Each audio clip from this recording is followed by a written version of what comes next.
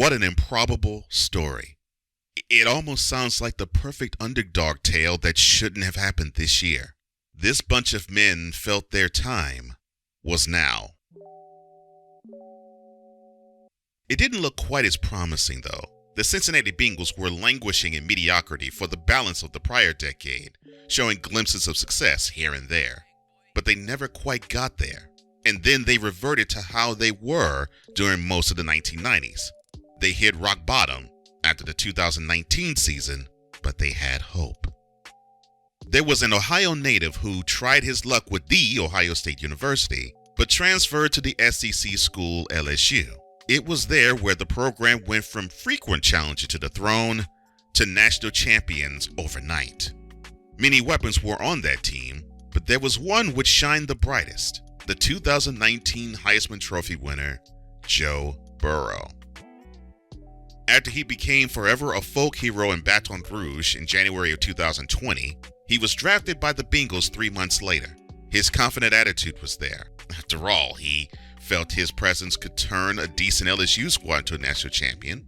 He felt a squad that struggled for decades could see the light and reach gold soon with him under center. There were glimpses of brilliance and a harbinger of things to come. He showed off his arm. He even exhibited pocket presence.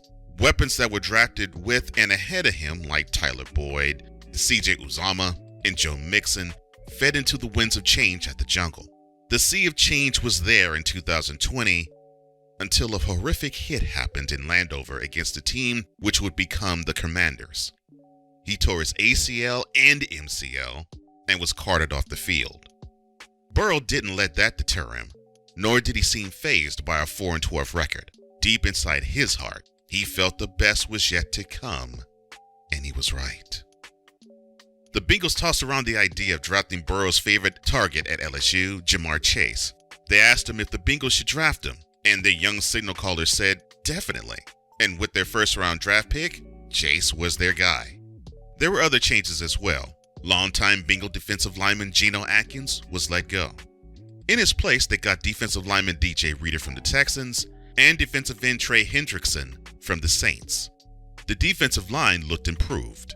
The addition of Mike Hilton, formerly of the Steelers, helped bolster the secondary. Things were looking up for the young Bengals head coach Zac Taylor.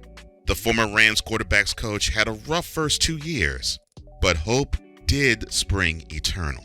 The season, though, provided a lot of ups and downs. They started the year 4-2. From then on, it appeared when the Bengals took a step forward, they'd take a huge step back. For example, they traveled to Baltimore and destroyed them at M&T Bank Stadium 41-17. Then they lost 2 straight games, first in the Meadowlands against the Jets, then a blowout loss at home to the Browns 41-16.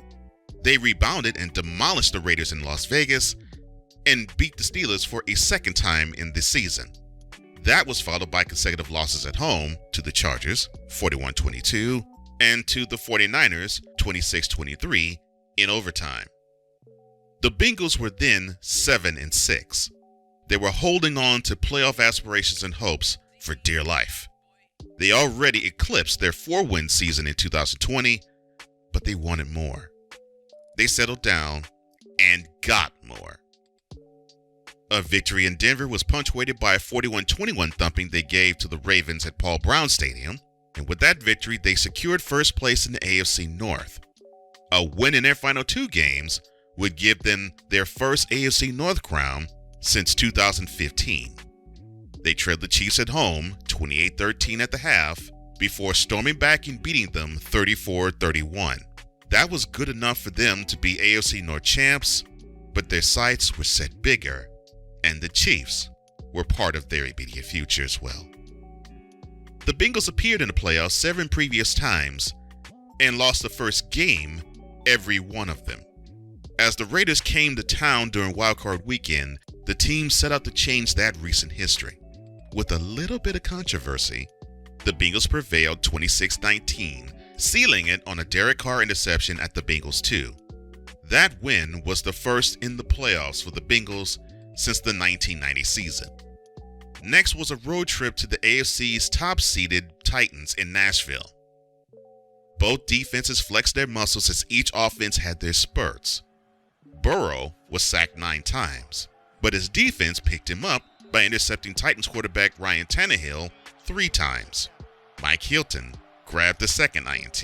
The third interception set the Bengals up at midfield with 20 seconds remaining. A 17-yard pass for Burrow to chase set up rookie kicker Evan McPherson. Harris the snapper. Huber will hold it.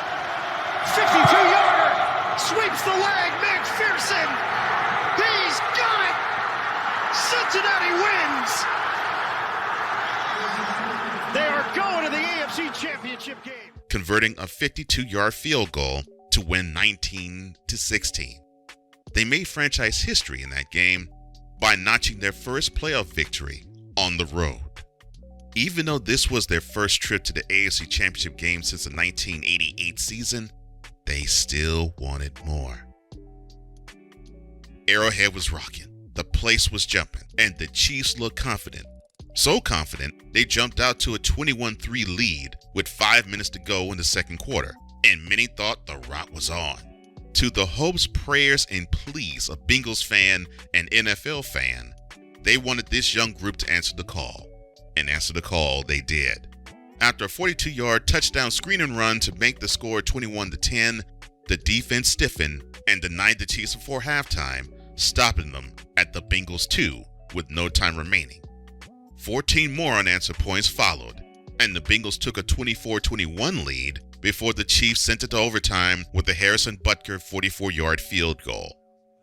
1 INT in overtime and a sustained drive to get them to the Chiefs' 12 facilitated a 31-yard championship-winning field goal from McPherson, sending them to the Super Bowl. Here we go. This could be a sentence that a month ago would sound incomprehensible. From 31 yards, McPherson, and Cincinnati is heading to the Super Bowl.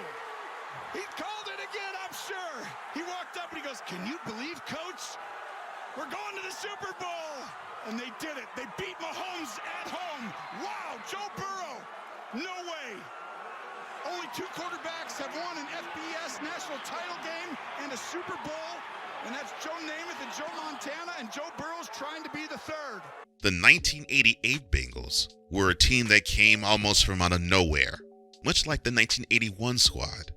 Now, just like the 1981 and 1988 teams, the 2021 Bengals gave the city of Cincinnati a huge shot in the arm. The difference about this team as juxtaposed to the other 2 previous AFC Championship Bengals squads is that they are young, fearless, and they can win anywhere they so desire. They play like they have nothing to lose, because they really don't. To paraphrase Dante Hicks from Clerks, the Bengals are not even supposed to be here today. Oh well. Those of us who are not Bengals fans better get used to it. They may not supposed to be here, but they belong here right now.